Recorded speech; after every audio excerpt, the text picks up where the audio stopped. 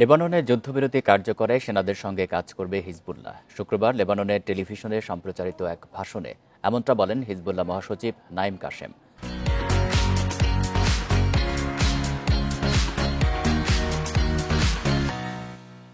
যুদ্ধবিরতি কার্যকর হওয়ার পর টেলিভিশনে সম্প্রচার হওয়া এটি তার প্রথম ভাষণ।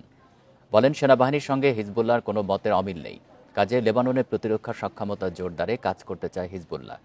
এর ফলে যুদ্ধবিরতির শর্ত মেনে লেবাননের দক্ষিণাঞ্চলে 60 দিনের মধ্যে সেনা মোতায়েন হবে।